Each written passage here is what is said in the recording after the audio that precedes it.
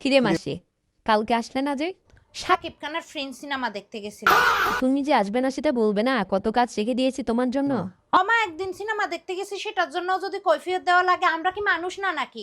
মাসি, ধোয়া কাপড়গুলো একটু ছাদে দিয়ে আসো তো। ছাদে? তোমাদের ছাদে বাপু জেরোত, আমার ট্যান পড়ে যাবে। আজকে আমি সানস্ক্রিনও মেখে আসিনি। এইটা অর্ডার করছি যে আজকেই আসছে নূর কসমেটিক বিডি থেকে। তেলে উদা খামারও যেতে যায়, জিন্দি যায় উদা খামারও 2000 টাকা দিয়ে কিনে লইয়ে ফান মনে করে। এ বদি শুনো, আমাকে 9, 10, 11 এই 3 দিনের ছুটি লাগবে, সেই সাথে 14 তারিখের বোনাস আগাভাগে দিয়ে ফেলতে হবে। কেন ছুটি কেন লাগবে? হোমা, তুমি জানো না ওখানে আবির্ভাবে মেলা করতেছে যে পাথরঘাটা ক্যাথলিক ক্লাবে? তো ওখানে কি পাবে?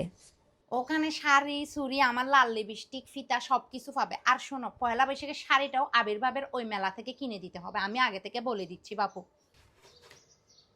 বদি, আমি কিন্তু মেলায় চলে যাব আবির্ভাবের, তুমিও আসবে, সাথে তোমার বান্ধবীদেরকেও বন্ধুদেরকেও বলি যদি সুন্দর সুন্দর থাকে। আর হ্যাঁ বদি, এসিটা একটু ছাড়ো না।